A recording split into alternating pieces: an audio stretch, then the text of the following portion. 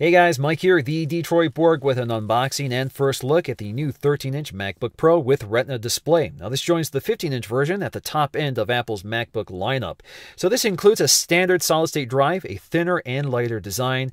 It also eliminates the optical drive, and they've added the Retina display, which gives us 4 times the pixel density of the existing MacBook Pro. Now the base configuration starts off at $1,699 and gets you a dual-core Core i5 2.5 GHz Ivy Bridge processor, a 128 gig SSD, 8 gigs of DDR3L RAM running at 1600 MHz. Also standard is an Intel HD Graphics 4000 integrated GPU. Now the standout feature, of course, is the Retina display with a resolution of 2560 by 1600, which is good for 227 ppi, which is even better than the 220 ppi on the 15-inch MacBook Pro. Now, cracking into the box, we get a very familiar experience here. So if we pop the lid, it reveals the MacBook Pro wrapped in a plastic envelope with a handy-dandy tab to help you lift it out of the box. And underneath that are the accessories, which includes our ligature, Apple stickers, and an Apple-branded microfiber cleaning cloth for cleaning that glossy display. And we also get an extension cable for the power adapter. Now, the power adapter itself is also familiar territory here, which features the thinner MagSafe 2 connector. We also have the folding and removable wall plug, which allows you to connect the extension cable or fit international wall adapters if you need it. And when you're traveling, you can also wrap up the cable using the built-in wire management. Now onto the MacBook Pro wrapped in its plastic envelope. Just pull the tab, slide it out, and you're good to go. We also have a thin piece of paper protecting the screen during shipping.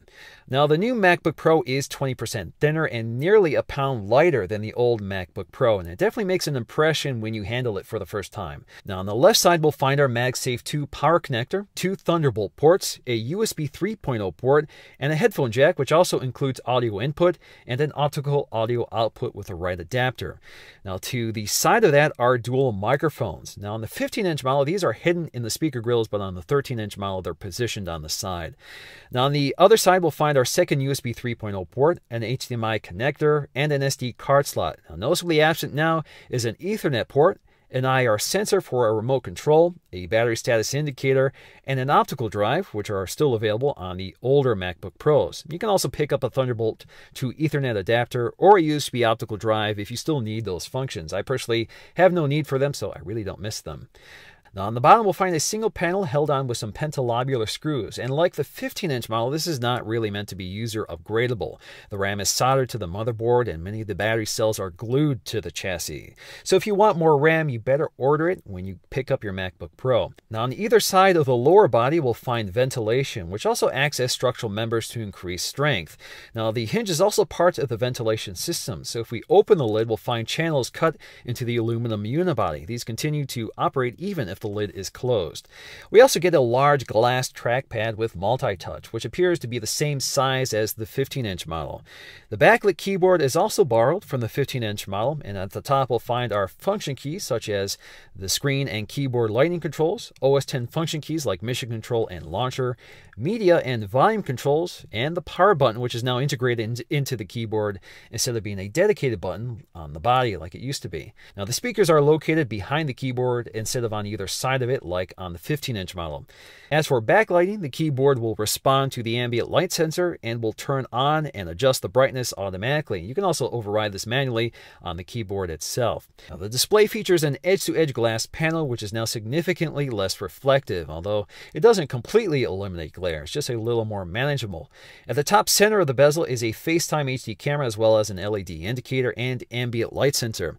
Now, the bezel of the display is so small that they had to relocate the MacBook Pro's name to the back of the lower panel. This overall design change means the 13-inch MacBook Pro is now much more compact than the old model. The display itself is still as stunning on the 13-inch model as it is on the 15-inch model. Colors are much more accurate with deep contrast and excellent off-axis viewing. If we look closely at the icons on the screen, you can see just how clear and sharp the details are with no evidence of pixelation. This also means that text is much easier to read and you can see even more detail when editing and viewing photos. Now overall, I'm pretty impressed by the 13-inch model, but I'm a little disappointed by some of the specs. It doesn't have a dedicated GPU, it doesn't have an available quad-core processor, and it has a standard 128 gig SSD, which I think is a little too small. I recommend upgrading to the 256 gig SSD, which brings pricing up to $2,000, $300 shy of the much more powerful 15-inch model. But the 13-inch model is much more portable, more compact, and the base configuration is still $600 cheaper, so it's going to be a better option for a lot of people who really want that Retina display. So I'm going to have more on the 13-inch MacBook Pro. I'm going to compare this to the 15-inch model so we get an idea of how the specs perform under real-world conditions. So stay tuned for those videos, and until then, see you in the next video.